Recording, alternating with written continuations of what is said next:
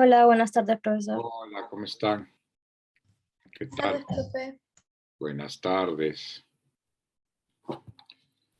Buenas tardes, profesor. ¿Qué tal? Vamos a esperar 2 minutos.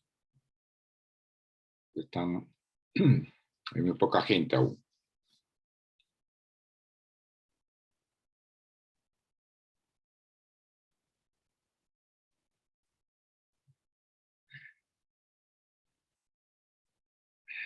Bueno, empezaremos. No hay tanta gente, pero hay. Esta semana ya vamos a ver entre esta y la otra semana vamos a ver ya la última obra antes del parcial, ¿no? Que es la de Edipo Rey, ¿no? O Edipo Tyrannus, ¿no? Recuerdan la división que había hecho yo entre Basileus y Tyrannus. Pues el título original era Oedipus Tyrannus, que se ha traducido a las lenguas modernas como Edipo Rey, ¿no? Ya en el latín era conocido como Oedipus Rex, y se evitaba ya la palabra Tyrannus. Esta obra fue escrita en algún tiempo del 430 a.C. y fue escrita después de Antígona, ¿no? Después de Antígona que hemos visto. Esta obra pues ha sido considerada para Aristóteles como el parangón, digamos, de la excelencia argumentativa. Y justamente ahora vamos a ver el argumento de Edipo y reúne pues todo ese argumento, reúne prácticamente todas las características que Aristóteles en la poética que hemos visto en las primeras semanas consideraba pues como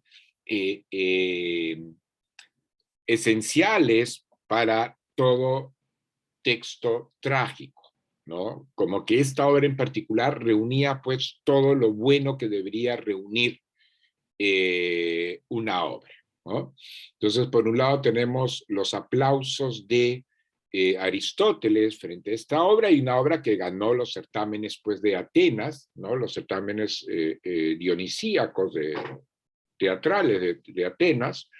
Recorremos siempre que Sófocles, me corrijo, Sófocles pues, estuvo entre los tres grandes trágicos, ¿no? Esquilo, el propio Sófocles y Eurípides.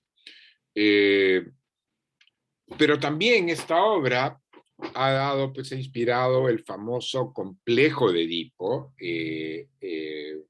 diseñado, promulgado por Sigmund Freud, ¿no? que encontró tanto en la propia obra de Sófocles como en la mitología sobre Edipo, encontró piezas claves para formular su famoso complejo de Edipo, ¿no?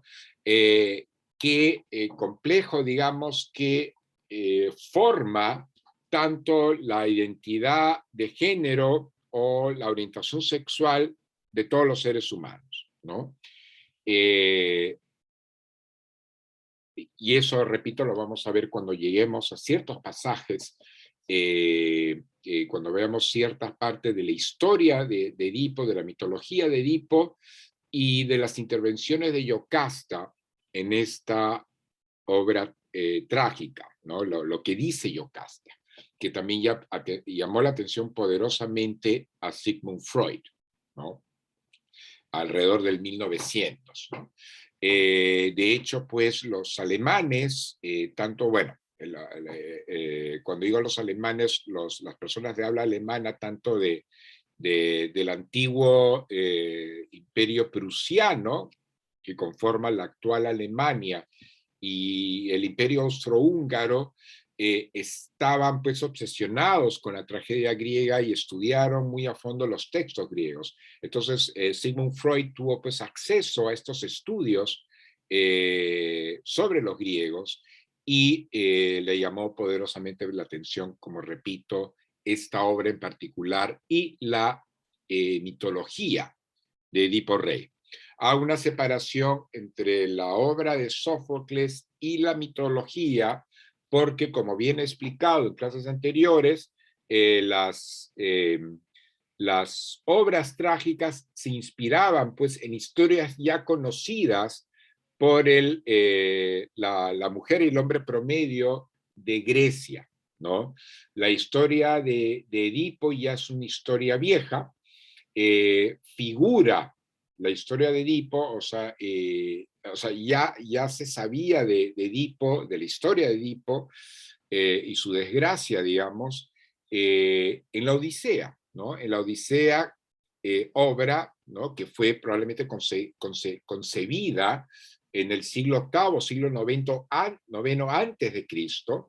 Odiseo, ¿no? Que es el protagonista de la Odisea, desciende a los infiernos, desciende al Hades o al subsuelo, y se encuentra en la propia Odisea, en el capítulo 9, si no me equivoco, pues se encuentra con el fantasma o el espectro de Yocasta que le cuenta su propia historia. O sea, ya en el siglo VIII, noveno antes de Cristo se sabía del mito de Edipo Rey.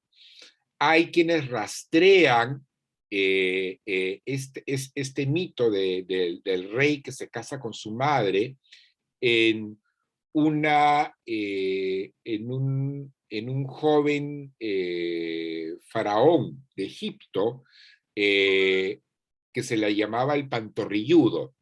Y Edipo, curiosamente, significa, la palabra Edipo significa el de los pies hinchados. Y voy a explicar cómo es que ese mote se aplica a la historia de Edipo, ¿no? Pero esto es una cosa muy más especulativa. Este faraón egipcio, por cuestiones dinásticas, tuvo que casarse con su propia madre y probablemente tuvieron hijos o no, pero lo hicieron por cuestiones políticas, ¿no? Fue un caso extremo porque en Egipto, como en todos los lugares, en todas las regiones, existe el tabú del incesto. Pero en ciertas dinastías ese tabú se tiene que flexibilizar un poco ante ciertas urgencias dinásticas, ¿no? Es común en las monarquías europeas que entre primos se casen, medios hermanos, o a veces entre tío y sobrina, por ejemplo, ¿no? Y hablo del tío del primer grado, el hermano del padre se tiene que casar pues, con su sobrina, ¿no? Esto es relativamente común. Se evitan estos matrimonios endogámicos o ya incestuosos, por lo general, salvo ciertas excepciones. Entonces, ya Edipo pues tiene la historia de Edipo tiene una larga tradición, ¿no? Vamos a repasar una vez más el árbol genealógico de este infortunado rey, ¿no? Vamos a verlo acá, que lo habíamos visto ya cuando estuvimos hablando de Antígona, ¿no es cierto? Pero sí vale la pena recordar el árbol genealógico de Edipo, de los reyes de Tebas, con Cadmo como fundador, ¿no? Acá tenemos arriba a Cadmo como fundador, tiene todos sus hijos, ¿no? Los hijos varones que se suceden unos a otros. Finalmente acá llegamos a Layo, el padre de Edipo, que se casa con Yocasta, tienen como hijo Edipo, y a su vez Edipo se casa con su madre Yocasta, y Edipo y Yocasta engendran a 4 hijos ya a los cuales les he presentado, ¿no? Que son Eteocles, Polinices, Antígona e Ismene, ¿no? La historia de Edipo empieza con Layo, ¿no? Con Layo y una transgresión que hace Layo. Layo es criado por un tío regente. Él era menor de edad, no podía acceder al trono, pero cuando llegó a la mayoría de edad y quiso acceder al trono, sus primos quisieron disputarle el trono de Tebas. Así que Layo huyó, ¿no? Layo huyó y en su huida, él se... permítame un segundo. Él se... él se ve con... él se refugia, perdón, con el rey Pélope, ¿no? El rey Pélope de Pisa. Un segundo, acá se me... algo hecho. ¿Dónde estoy? ¿Dónde estoy? He perdido aquí. No. Otra vez. Disculpe. Él se va con el rey de Pisa, Pélope, que era de una ciudad vecina, y cuando está refugiado en Palacio de Pélope, Layo no tiene mejor idea que raptar y violar al hijo de Pélope, ¿no? A Crisipo. Y por ello, digamos, incurre en una transgresión, ¿no? Que indirectamente va a pagar o directamente va a pagar su pueblo. La transgresión de Layo no residía en la violación en sí. Si hubiera violado, raptado y violado a un muchacho, digamos, esclavo, a un sirviente, no pasó nada. Esto por supuesto, sacude, repele a nuestras conciencias contemporáneas. Pero estamos hablando de otra época, ¿no es cierto? De miles de años atrás. Y la transgresión de Layo es que él se metió con el hijo de su anfitrión. O sea, él rompió las leyes del hospedaje, ¿no? De hecho, el rey pues, de Pisa lo maldice.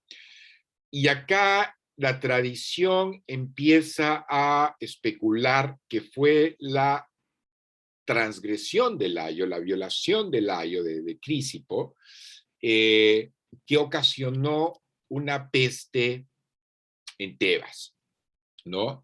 Y la peste consistió en la aparición de una esfinge que es un monstruo mitológico, que es un felino, digamos, con alas y con rostro de mujer, ¿no? Esa esfinge es un monstruo mitológico muy antiguo que aparece famosamente en Egipto. Ustedes han visto ya recontrasabida esta enorme escultura en el desierto de la esfinge, ¿no? Solo que la esfinge egipcia no tiene alas, la versión griega tiene alas, ¿no? Y esta esfinge es la que va a compartir una escena con Edipo más adelante. Pero esta asociación entre la transgresión de Layo y la aparición de la esfinge es siempre especulativa. Recordemos que la mitología griega es a veces una superposición de versiones, ¿no? Y muchas veces nunca, digamos, vamos a llegar a saber cuál era la versión final de esto. Pero Layo, pues, tiene que huir esta vez del reino de Pisa, va a regresar a Tebas, se va a casar con Yocasta, una noble, por supuesto, que también descendía de la casa de Cadmo, era descendiente de Cadmo, o sea, era una pariente lejana de Layo. Y van a tener ellos a un niño que van a llamar Edipo, ¿no? Pero Layo consulta con un oráculo, como era costumbre, y el oráculo le dice a Layo que va a tener un hijo que lo va a matar. Así que Layo dice, no, no lo voy a permitir. Así que agarra al recién nacido y se lo da con la venia de Yocasta, ¿no es cierto? Se lo da a un pastor para que lo lleve al monte y lo mate, ¿no? Este pastor, ¿no? Este pastor se lo va a llevar al bebé, y la tradición dice que al bebé lo perforan, le perforan los talones con un clavo. Bueno, el horror nos lo transmiten así, y le amarran los pies, y a Edipo se le hinchan los pies, y de ahí el nombre de Edipo, el de los pies hinchados, ¿no? Y este pastor se supone que lo va a matar en un monte que compartía, un monte, digamos, o un bosque que era compartido tanto por el reino de Tebas como por el reino de Corinto, ¿no? Y el pastor se apiada de este bebé y se lo va a dar a otro pastor, ¿no? Que a su vez se lo va a llevar a los reyes de Corinto, que no podían tener hijos, ¿no? Pélope, ¿no? Y ahora el nombre de su esposa no se me viene a la cabeza, pero ambos estos reyes sin hijos acogen a este bebé, ¿no? Y lo adoptan y lo crían, ¿no? Como si fuera suyo. Edipo, cuando llega a la mayoría de edad, escucha en un banquete rumores de que él no es hijo biológico de sus padres, pero no les presta atención a eso. Sin embargo, acude donde un oráculo, y el oráculo le dice a Edipo que él matará a su padre y desposará a su madre. Horrorizado por esto, y acá a Sigmund Freud se le prendieron las antenas, ¿no? Horrorizado por esto, él huye de Corinto para evitar justamente esa aberración, ¿no? Y huye de Corinto, perdón, y va hacia Tebas. Si a Sigmund Freud le interesó esta huida de Edipo, es que parecía conformar las sospechas del propio Freud en que hay una pulsión, digamos, en todos los seres humanos, al menos en los varones, en este caso concentremos en los varones, hay una pulsión de querer eliminar al padre, ¿no? Para acceder a la madre.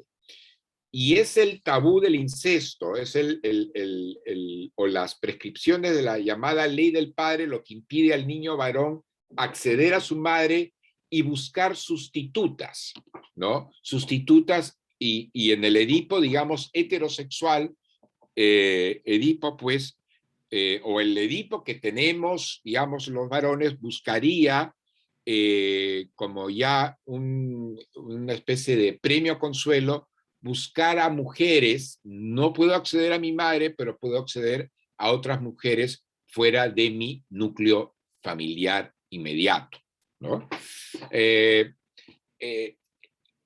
Freud, pues cuando leyó sobre este mito, se preguntaría a sí mismo si, digamos, ese oráculo le hubiera resultado tan absurdo a Edipo, Edipo se hubiera quedado en Corinto, como diciendo, ¿qué tonterías es esto? Yo no odio a mi padre, yo no deseo a mi madre, yo sencillamente me quedo en Corinto. Pero en el fondo Edipo, y acá empiezan estos vericuetos psicoanalíticos, Edipo sabía que en el fondo eso podía ser posible, y es ahí donde se espanta y huye, ¿no? Y huye hacia Tebas. En el camino a Tebas, ¿no? Él se encuentra con un grupo de peregrinos en un cruce de caminos y los mata a todos menos a uno, ¿no? luego se topa con la Esfinge, ¿no? ¿Qué le hace la famosa pregunta, que creo que se las formulé a ustedes cuando hablé de Antígona, no me acuerdo, pero igual se lo vuelvo a decir, le formula la famosa pregunta la Esfinge, y muchos habían intentado de descifrar el enigma y no pudieron descifrarlo, y a la hora de perder, eran matados por la Esfinge, asesinados por la Esfinge, ¿no es cierto? Pero igual muchos hombres querían descifrar el enigma porque querían convertirse en héroes de Tebas y desposar a la reina. Así, pero Edipo resuelve el enigma, ¿no? Y el enigma consistía en cuál es la criatura, ¿no? Que en la mañana camina de 4 pies, ¿no? Al mediodía camina de 2 pies y en el atardecer camina de 3 pies. Edipo dijo el hombre, ¿no? Como diciendo el ser humano. Y efectivamente era así, era tal cual. O sea, en las mañanas caminamos de 4 pies, es que somos bebés y gateamos, ¿no? Al mediodía caminamos de 2 pies porque somos adultos, ¿no? Y en la tarde ya caminamos de 3 pies porque usamos nuestros 2 pies y un bastón, ¿no? Donde se apoyan los ancianos, ¿no? Entonces, Edipo libra a Tebas de la Esfinge, de la peste que cundía Tebas, y esa peste era la razón por la cual Layo había salido en peregrinación, ¿no? Estaba peregrinando vestido como un pordiosero, y es así que Edipo, joven, no lo reconoce, ¿no? Y como se niegan a retirarse del camino, Edipo los expulsa del camino, ¿no? De este famoso cruce del camino, y mata a Layo entre otros peregrinos, ¿no? Va a matar a Layo ahí. Se especula también cuál era la razón de la peste y cuál era la razón de la presencia de la Esfinge en Tebas, que era como otra peste, y muchos decían que hay unas versiones que dicen que justamente la transgresión de Layo, ¿no? Era lo que generó la peste en Tebas, cuando Layo viola a Crisipo, ¿no? El hijo de un rey.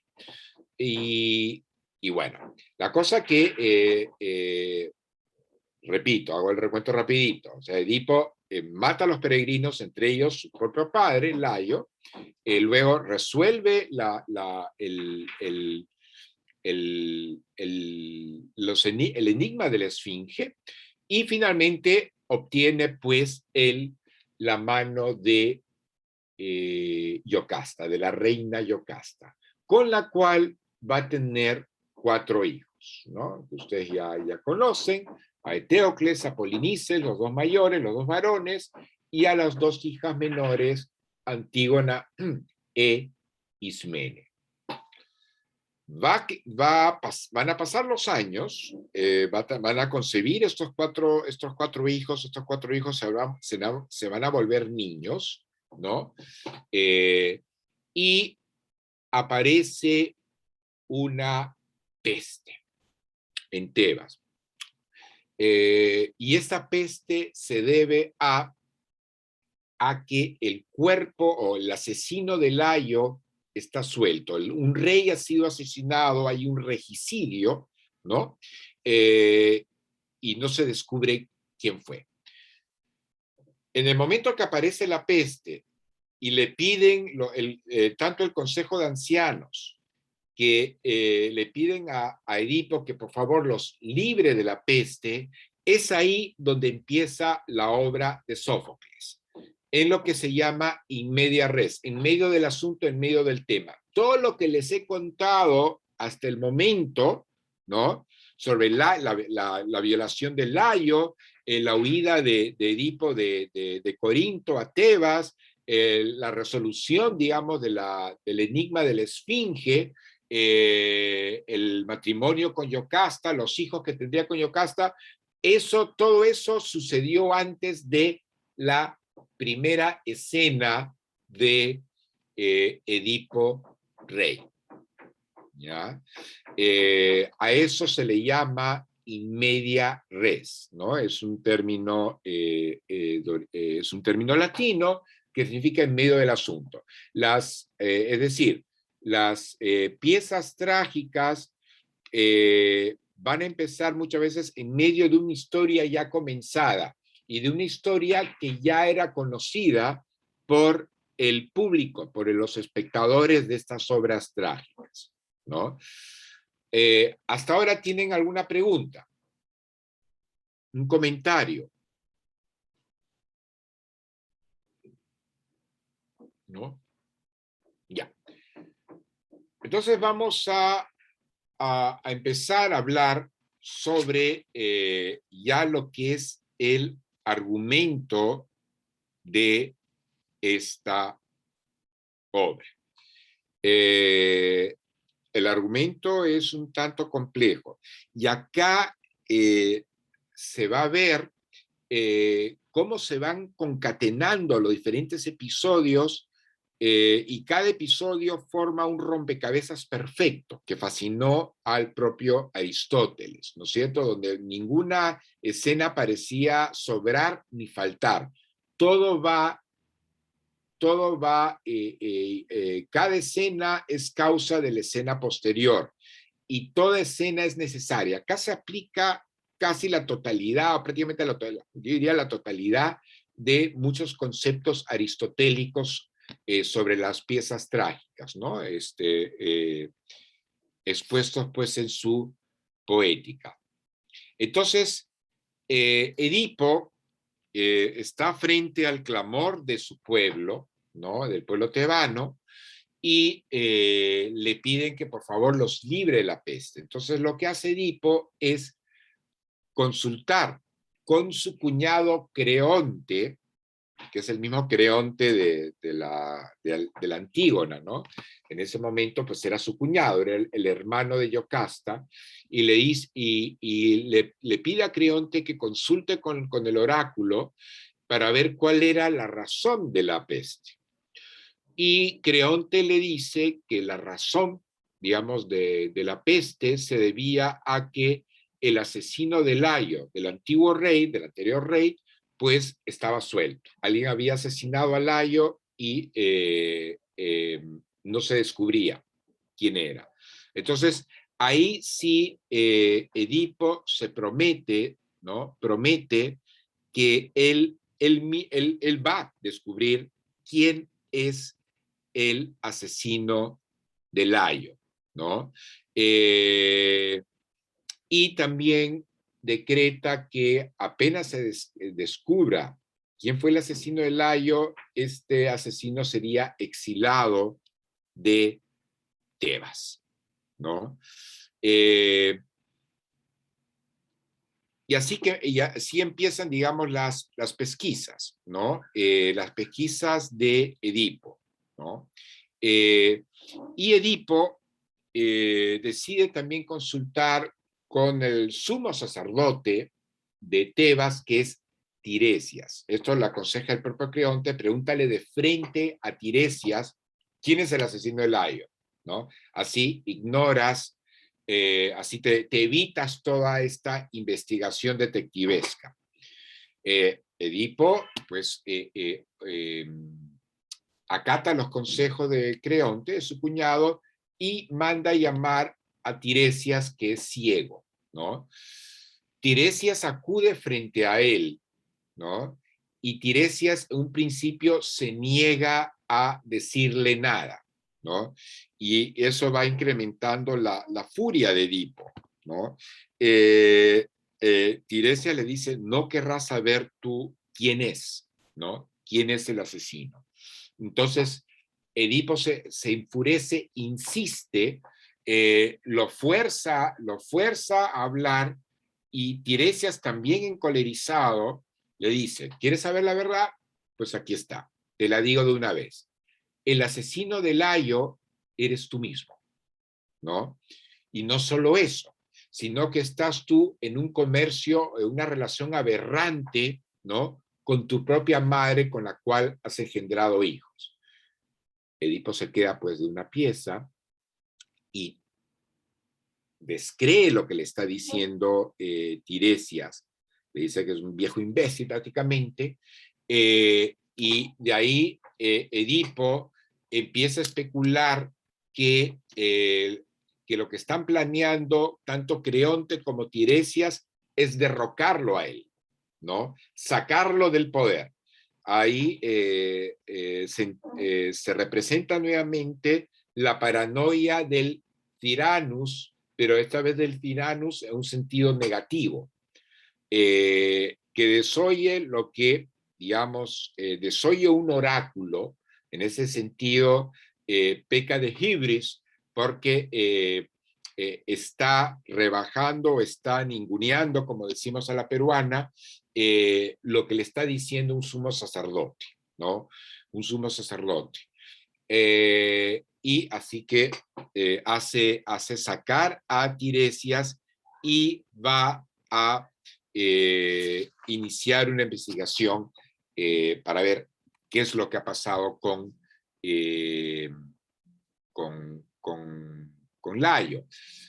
Hay un momento en que Edipo se enfrenta a su cuñado, a Creonte, le acusa de conspirador, y Creonte le dice: ¿por qué voy a querer yo toda la jaqueca, los dolores de cabeza de ser rey, de ser gobernador?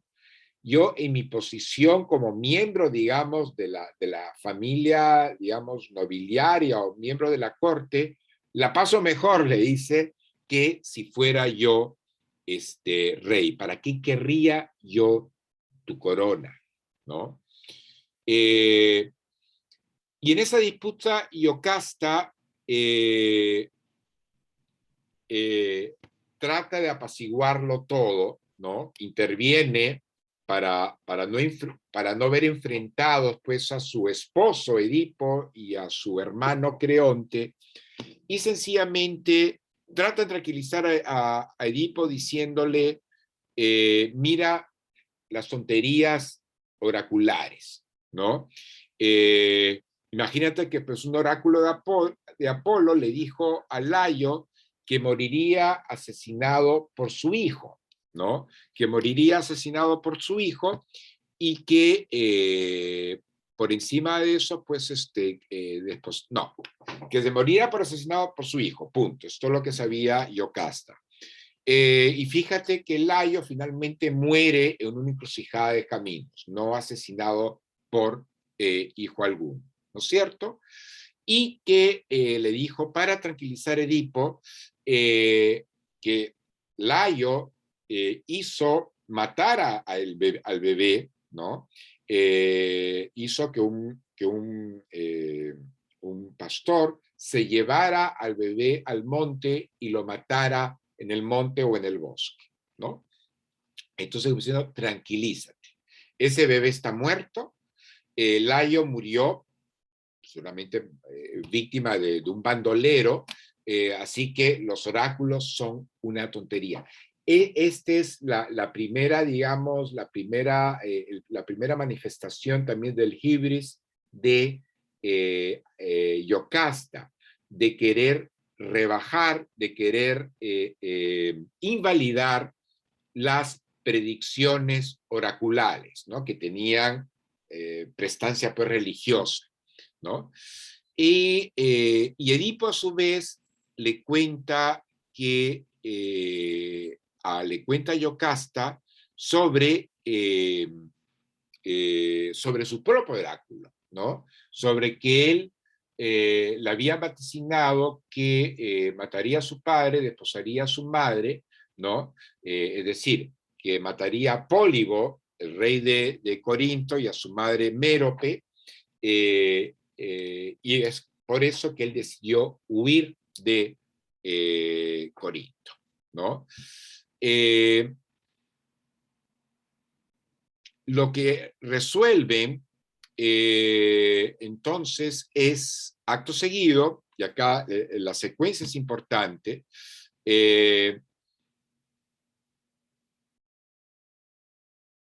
Llega un mensajero de Corinto, ¿no? Llega un mensajero de Corinto intempestivamente al palacio de Tebas, y este mensajero de Corinto le avisa a Edipo que su padre, Pólibo, había muerto y que él pues también tenía por lo mismo derecho al trono de Corinto, también al trono de Corinto. Entonces ahí Yocasta aplaude el asunto. Mira, se supone que tú ibas a matar a tu padre y tu padre muere por causas naturales, de viejo, ¿no? O sea, tú no mataste a nadie, para que vean, los sacerdotes están completamente descaminados, ¿no? Edipo se tranquiliza. Eh, y también el mensajero, para tranquilizarlo, le dice, no, Edipo cuando se entera de esto se tranquiliza a medias, pero dice, pues todavía yo puedo cumplir la segunda parte del oráculo. O sea, está bien, no maté a mi padre, pero a lo mejor me casaría con mi madre. O sea, yo no puedo regresar a Corinto porque podría casarme con mi madre. Y el mensajero de Corinto no tiene mejor idea que tranquilizarlo y le dice, no te preocupes, Edipo, ¿no? Tú realmente no eres hijo de Pólipo y Mérope, no eres hijo de tus padres, tú fuiste adoptado y recogido en el monte. Y ahí Edipo palidece, o sea, lo que quería hacer el mensajero era tranquilizarlo, no te preocupes, tú regresa a Corinto, asume el trono, que no te puedes casar con tu madre, no te vas a casar con tu madre porque realmente tu madre no es tu madre. Y eso inquieta a, eh, a, a Edipo, ¿no es cierto? Y le dice que él fue recogido pues en el monte Citerón, ¿no? En el monte Citerón, que es el mismo monte donde el pastor que llevó al bebé de Tebas y que lo iba a matar ahí en el monte Citerón, se lo termina entregando pues al pastor de Corinto. Hay una parte en que Edipo decide hacer llamar a la persona que sobrevivió al ataque de los peregrinos. Recuerden que Edipo pues mató a varios peregrinos, pero hubo un sobreviviente, un sobreviviente. Y el consejo de ancianos, el coro de ancianos, le dice a Edipo que ese sobreviviente entre los peregrinos es el mismo pastor o mensajero que llevó el bebé de Layo y de Yocasta para que fuese asesinado en el monte Citerón. Ahí Yocasta empieza a atar cabos, ¿no? Y se retira de palacio, no interviene más, ¿no?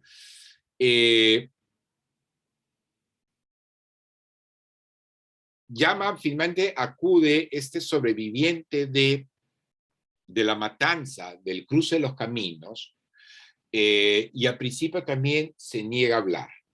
Se niega a hablar, se niega a decir nada de lo que pasó. Y lo único que dice finalmente, que el niño, ¿no? Este sobreviviente revela que el niño que entregó al mensajero, que entregó él, que se supone iba a hacer matar en el monte Citerón, no fue muerto. No fue muerto, sino que él se lo dio a un pastor de Corinto, ¿no? Edipo escucha esto y ya ata cabos, ¿no?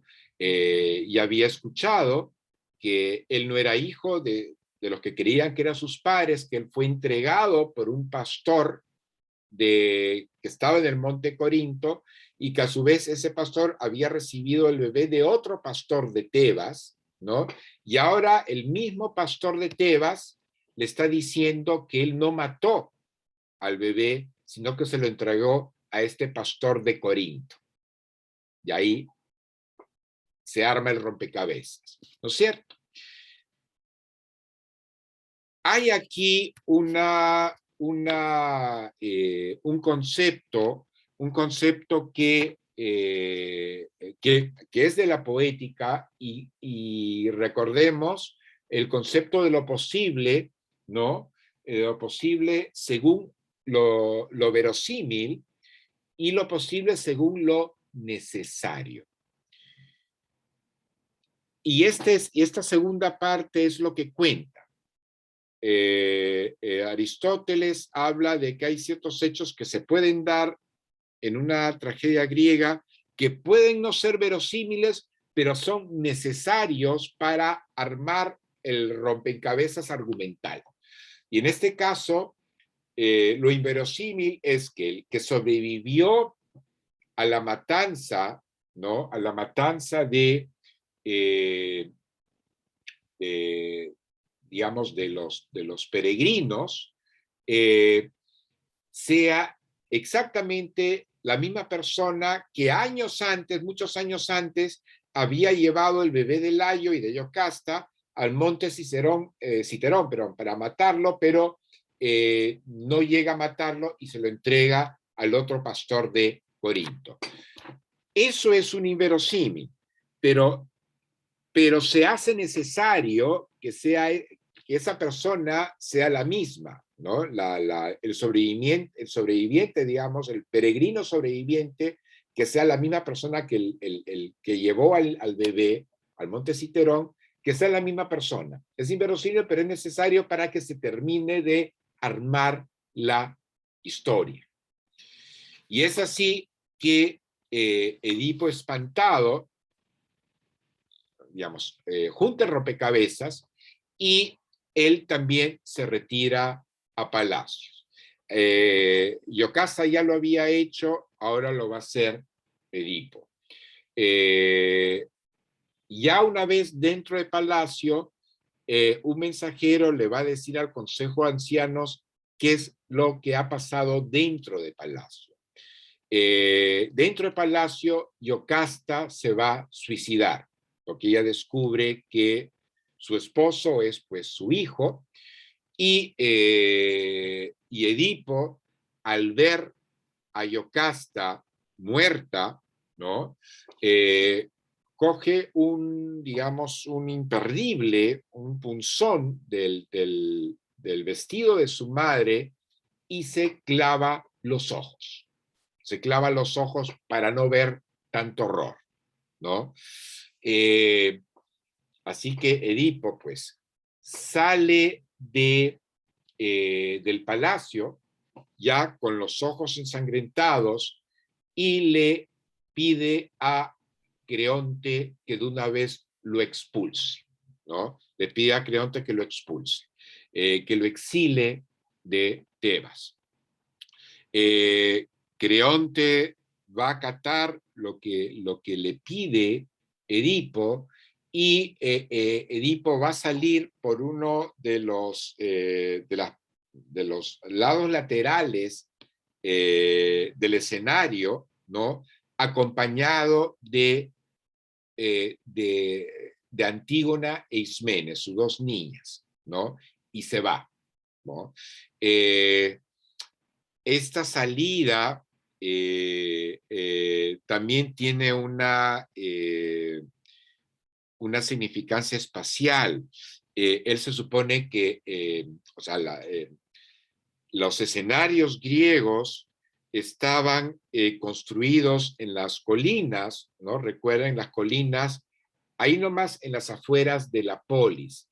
Y esta puerta, el escenario, la puerta por donde Edipo se iba, señalaba, digamos, el monte, señalaba el bosque. No la puerta que señalaba la ciudad, la polis, sino la puerta que señalaba el bosque. O sea, él se retira ya a vivir como un ermitaño en el bosque, ¿no? Y es así que pues termina la historia de Edipo, ¿no? Se lo he contado ahora de manera muy simplificada, porque vamos a ver luego ya pasajes significativos de esta obra de libreto, en donde vamos a ver una serie de aspectos como la ironía, ¿no? Vamos a ver una serie de aspectos como los discursos de hibris, que manifiestan la hibris tanto de Edipo como de Yocasta, ciertos discursos de Yocasta que también encienden hace que se activen las antenas de Sigmund Freud, sobre todo cuando Yocasta le dice a Edipo que no te preocupes, que este oráculo dice que te casarás con tu madre. Todos los hombres sueñan con acostarse con su madre, ¿no? Y efectivamente ese sueño de hombres de hombres que sueñan, me valga la redundancia, que se acuestan con sus madres, aparece en, en la Odisea, con la versión de Yocasta, aparece en Herodoto y aparece en una serie de escritos latinos, ¿no? Todo esto, pues, era percibido por Freud y le llamó la atención ese sueño. Y ya después veremos también lo que implica que Yocasta haya dicho esta generalización sobre un oráculo que estaba destinado exclusivamente a Edipo. ¿Alguna pregunta? Sí, a ver, acá hay en el chat, hay algo. Profe, ¿Edipo cómo muere o no se llega a saber? Edipo va a morir en el exilio. No hay una versión clara de la muerte de Edipo, ¿no? Probablemente muera de vejez ciego y va a quedar ciego como irónicamente no lo va a predecir, pero Tiresias en un momento cuando se confronta con Edipo le va a decir, el ciego realmente eres tú, ¿no? No ves lo que tienes en las narices, y el ciego eres tú. Y Edipo, efectivamente, en un lance patético, por utilizar la terminología aristotélica, se va a punzar los ojos. Pero no hay, Ruth, ninguna versión de cómo muere Edipo, ¿no? Hasta donde yo sé, no hay nada registrado de la muerte de Edipo. De hecho, no forma parte de una resolución trágica. Pero en el mundo antiguo, el ser exilado de la polis es una muerte social, ¿no? Que precede ya en poco a la muerte biológica. Porque la vida en el monte puede ser una vida peligrosa y precaria, ¿no? El monte, pues en el monte tú podías estar acechado por fieras, por lobos o por osos, ¿no? Y como que ya tú te la ves, ¿no? Entonces, no sabemos más, ¿no? Y máxime en el caso de un príncipe, ¿no? Que tenía que liderar a un pueblo, va a el castigo, este castigo simbólico de no solo de ser destronado, sino de eh, eh, tener que salir de la ciudad donde él era rey, ¿no? Es tremendamente, pues, es mucho más fuerte. Y él también sabía, y eso ya lo voy a explicar después, él sabía que si su destino, si después de que se supo que él era el asesino de Layo, esto pasaba a la jurisdicción de Tiresias, el sumo sacerdote. Por eso Edipo le pide a Creonte: tú expúlsame, no dejes que Tiresias me juzgue, porque eso podía repercutir en el patrimonio herencial de sus hijos, y él quería por lo menos salvar a sus hijos. Bueno, me fregué yo, pero no quiero que ese miasma quede para con mis hijos. Miasma, les recuerdo que es que es un término griego que significa mancha. Y en el mundo antiguo, no solo entre los griegos, la culpa de los padres la pagan los hijos, ¿no? Y su descendencia. Esto figura en el mundo hebreo, lo podemos ver en el Antiguo Testamento, donde hay un pasaje bíblico, no me acuerdo, hay un personaje que se le castiga y se le dice: y tu descendencia pagará hasta la 7ª generación. O sea, no basta ni siquiera la primera, ni siquiera los hijos o los nietos, van a seguir pagando bisnietos y tataranietos. Pero este castigo sobre la familia era muy difundido en el mundo antiguo, en muchas culturas, porque sencillamente la familia era la extensión de tu persona. O sea, tu persona no terminaba con tu cuerpo, ¿no? Tu persona se extendía a la vida biológica de tus hijos y de tus nietos y de tu descendencia. En el mundo antiguo era importantísimo la descendencia. Si no tenías descendencia, pues no eras una persona cabal, ¿no? No terminabas, tu persona no terminaba.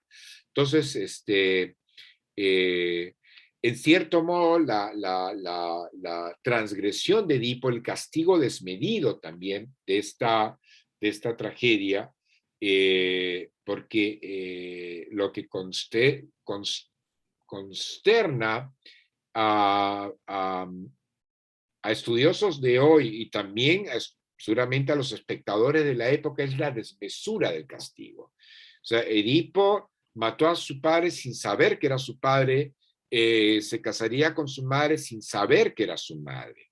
Y aún así el castigo es feroz, ¿no? Y en cierto modo la transgresión de Edipo, si quieren involuntaria, repercutiría sobre también el destino de sus hijos, de sus 4 hijos, ¿no es cierto? Que es también, eso entra en el discurso de Antígona, ¿no? Cuando Antígona habla de la desdicha de sus familias, de su propia familia, ¿no es cierto? De cómo nosotros, los hijos, estamos siendo castigados por la culpa de nuestros padres, de mi amado padre y de mi amada madre, ¿no? Edipo y Yocasta, ¿no? Ese es el concepto de miasma. Tus culpas, pues, las van a pagar tus hijos, ¿no? Y en el caso de un rey, también las culpas de un rey la va a pagar sus súbditos. También en el caso de un rey, el pueblo es también tus hijos, ¿no?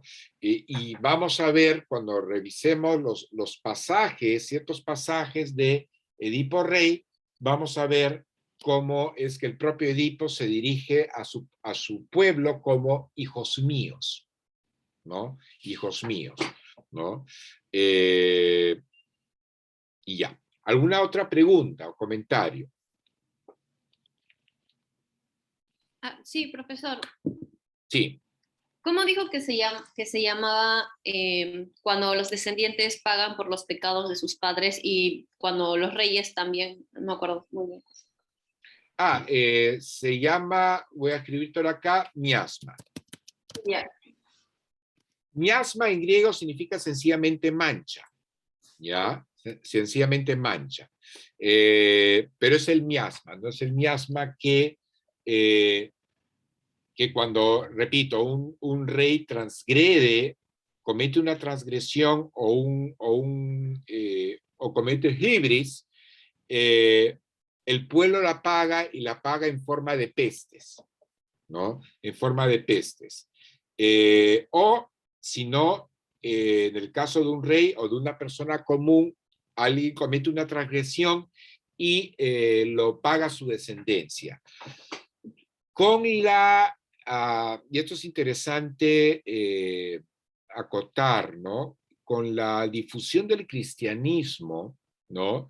En los primeros siglos de la era, bueno, propiamente cristiana, este concepto de miasma, este concepto que era muy arraigado en la antigüedad, se pierde con el concepto cristiano de salvación o condena perpetua. Ya con el cristianismo, una persona peca, digamos, para hablar ya, usar la terminología cristiana, una persona comete una transgresión o ofende a Dios de una manera grave, no la van a pagar tus hijos, pero sí la vas a pagar tú. Para eso está la arquitectura del cielo y del infierno. ¿Ok? Yo, como persona malvada, puedo ser feliz acá en esta tierra, en este mundo, mientras esté vivo, ¿no? Pero cometo una serie de maldades, pero lo voy a pagar en el futuro, ya en el ultramundo, digamos, o en el más allá, ¿no es cierto? Ya estaré condenado al fuego eterno. Pero mis hijos y mis descendientes no tienen que pagar por mí. Eso es una idea, digamos, relativamente sofisticada. Ahora nos parece tremendamente natural, pero era sofisticada porque en el mundo antiguo, en muchas culturas, los hijos, hasta los nietos, pues pagan la culpa de los padres. En el mundo hebreo, en el Antiguo Testamento, era así. O sea, una persona tenía que actuar bien, porque si no actuaba bien, si ofendía a Dios, ¿no? A Yahvé en este caso, en el mundo hebreo, pues sus hijos y sus nietos, y hasta, depende de la gravedad de la transgresión, y toda su descendencia podían sufrir una serie de males, ¿no? Y es o sea, en el mundo hebreo, por ejemplo, antiguo, no se contempla la idea de el cielo o el infierno, y en el judaísmo de ahora tampoco. Lo que uno debe actuar bien en tanto que uno es miembro del pueblo elegido, y tú no quieres que tus culpas sean transmitidas a tus hijos y tus nietos. Es por tus hijos y por tus nietos que tú debes ser obediente a Dios, ¿no? Y obediente, pues, al Talmud, ¿no? Que el Talmud son las leyes hebreas, ¿no? Y así en muchas culturas, pues, se da eso, ¿no? Así que es un cisma interesante. En cierto modo, el cristianismo es, digamos, los preceptos morales generales del cristianismo es completamente antitrágico, ¿no? Es completamente antitrágico. Edipo, pues, si en el mundo cristiano hubiera ocurrido al arrepentimiento, o hubiera sido juzgado, pues, en el juicio final, no hubiera pagado como pagó él en este mundo, ¿no? Y también Edipo como protagonista o como héroe, usamos las palabras, digamos, en el espacio de la tragedia griega, usamos de manera alterna las palabras protagonistas o héroe, ¿no? Pero Edipo como héroe también calza perfectamente con lo que debía ser un héroe para Aristóteles. Es la persona que pasa de la suma felicidad, ¿no?, a la desdicha más absoluta, ¿no? Y Edipo, claro, era un rey adorado por su pueblo, era el hombre que había salvado a su pueblo de esa primera peste que era la de la esfinge, ¿no? Se casó con la reina Yocasta, tenía 4 hijos, tenía descendencia, así que tenía todas para ser feliz. Sin embargo, pasa por una conjunción de hechos, va a pasar de la suma felicidad a la desdicha más absoluta, ¿no es cierto? Ese era el perfil para Aristóteles, del perfecto héroe trágico, ¿no? Aristóteles no en ningún momento menciona no se explaya sobre si esa infelicidad, esa desdicha tiene que ser permanente. Pero podría haber un happy end, como en cierto modo lo vimos con Orestes, ¿no? Con Orestes, a pesar de que él pasa por un sufrimiento espantoso, por el terror de ser perseguido por las erinias, ¿no? De estos monstruos que brotan de la sangre derramada de su madre, él al final es pues amparado por Apolo y exonerado por Atenea, ¿no? Y el tribunal de ancianos en Atenas, ¿no? ¿Alguna otra pregunta?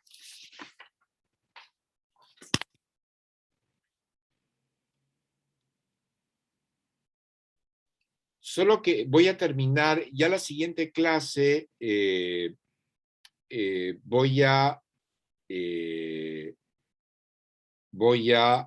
vamos a empezar a hablar sobre los pasajes de Edipo y les aconsejo que vayan leyendo pues justamente Edipo, ¿no? La tragedia de Edipo, que la tienen en PDF. Y acá voy a retomar un pasaje de la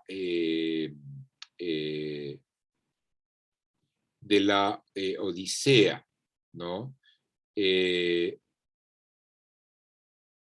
Donde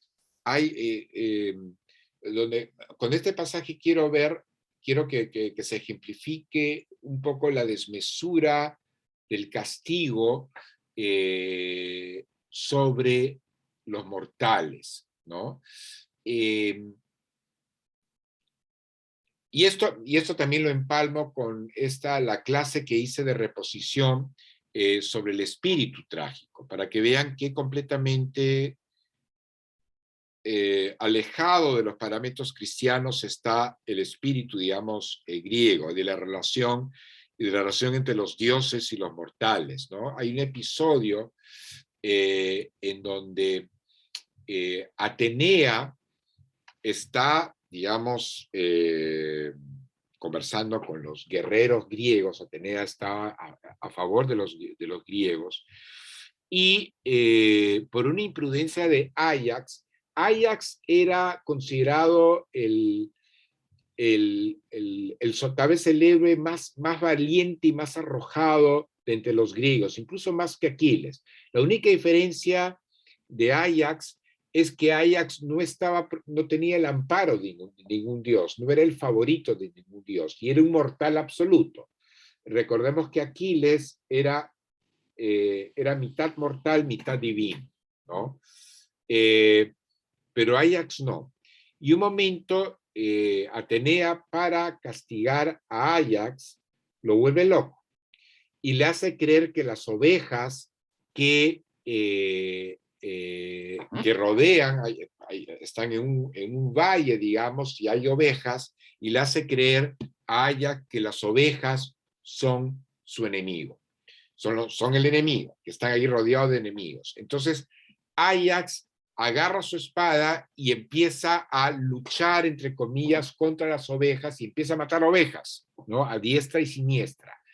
Ante la risa, ante la burla de la propia Atenea y de otros griegos. El único que no se ríe es Aquiles, porque Aquiles era muy amigo de Áyax, y él ve apenado cómo Áyax es víctima de una broma de Atenea. Entonces acá también vemos una Atenea demasiado humanizada, que eso también rompe los parámetros de estos dioses hieráticos y perfectos. O sea, los dioses griegos eran también tremendamente pasionales. Eran dioses que se enamoraban de muchachos o muchachas y los perseguían. La esposa de Zeus era la diosa celosa y pataletuda, que por celos ante Zeus paraba castigando y transformando en criaturas monstruosas a la mitad del planeta. Y acá tenemos una Atenea burlándose de un bravo guerrero griego. En eso Ajax despierta de esta alucinación y ve que sus enemigos no eran enemigos, sino ovejas. Ve ovejas muertas a la que él había matado con su propia espada, y no soportando la humillación se da muerte, ¿no? Con este retrato que he hecho muy breve, quería, digamos, ejemplificar esa relación entre dioses y mortales y cómo los dioses están representados como seres extraordinariamente crueles, que a veces se ve también en el Dios de los hebreos, ¿no?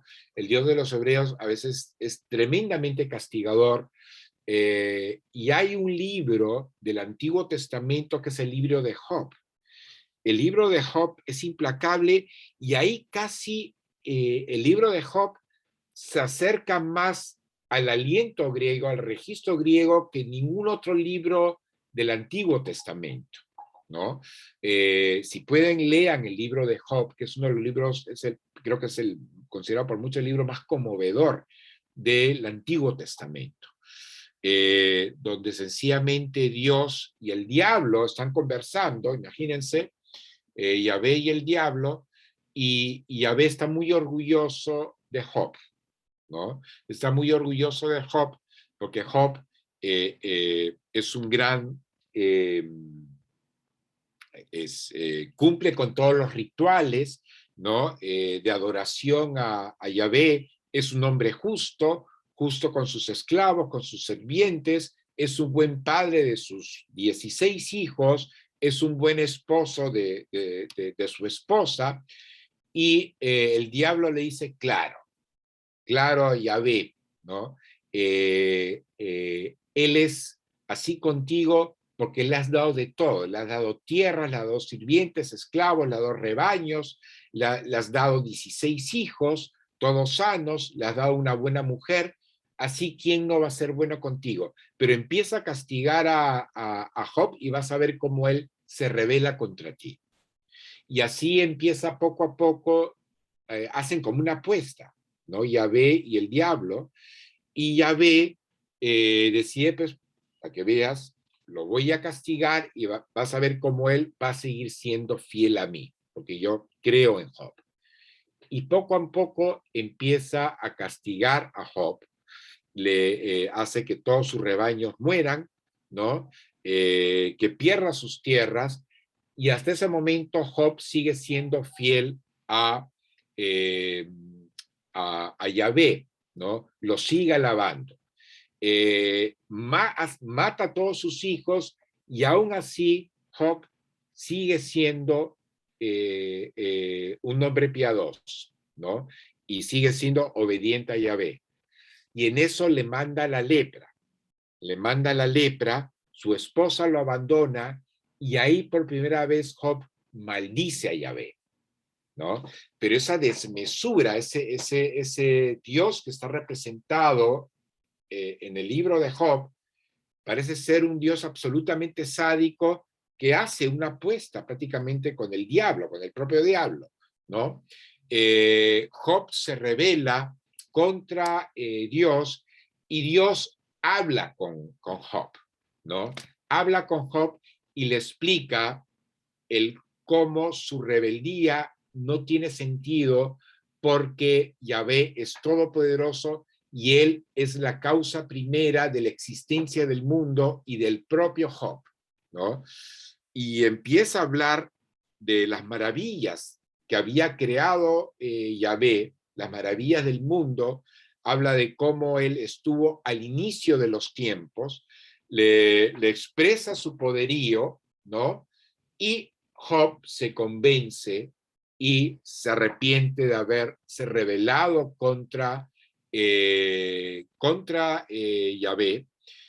y Yahvé le restituye tierras, le restituye el ganado, le restituye los sirvientes, le restituye, le da una nueva mujer con la que tiene nuevos hijos, y otra vez Job termina, digamos, feliz.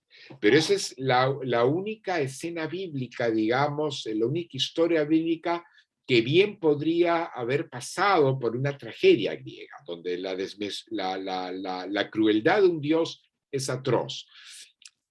Hay ciertos pasajes, ciertos libros bíblicos, no se sabe cuál es cuál, que se escribieron cuando los hebreos estaban en contacto con los griegos. Es posible que este libro se haya escrito o la historia de Job haya sido modificada cuando repito, cuando los griegos estaban en contacto con, o los hebreos, perdón, estaban en contacto con los griegos. Hablo del siglo VII, VIII antes de Cristo, ¿no? Al menos se especula, algunos filólogos hebraístas especulan que pudo haber sido. De hecho, ya con esto remato, para terminar a hablar del contacto entre hebreos y griegos, y acá sí me estoy saliendo del tema, digamos, de la tragedia griega, pero es un tema, es una anécdota interesante. En la mitología griega estaban los andróginos, ¿no? Los hombres y mujeres no estaban separados por sexo. Los primeros mortales eran todos andróginos. Y estos andróginos quieren ocupar el monte Olimpo y quieren expulsar a los dioses del monte Olimpo. Entonces Zeus, que era el dios de los rayos, envía un rayo a cada andrógino y al andrógino lo parte en dos, ¿no? Mitad hombre, una mitad es hombre y la otra mitad es mujer, ¿no?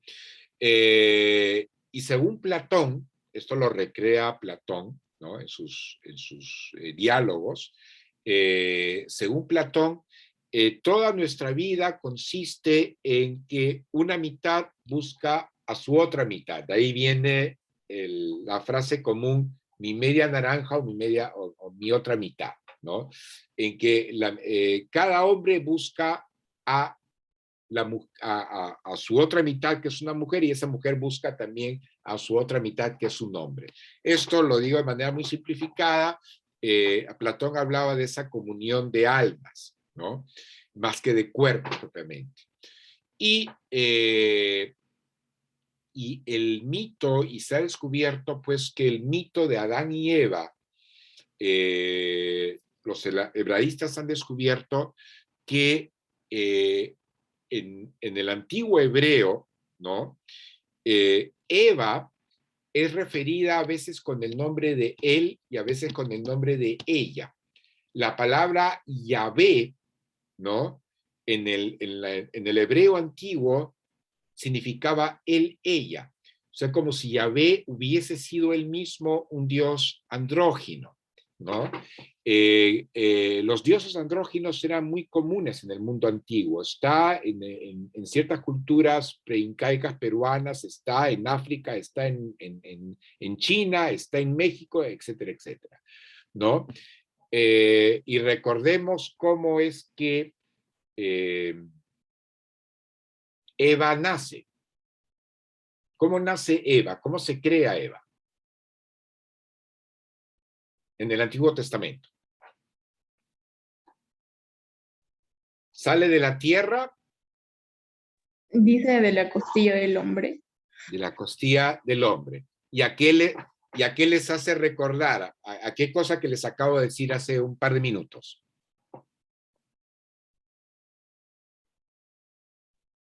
Si sale, o sea, es como, o sea, el mito es que ella se cree, sale la costilla del hombre, ¿no es cierto? Pero también puede ser una sola entidad partida en dos. O sea, que Eva y Adán fueron solo una entidad. Y esa entidad se parte en dos.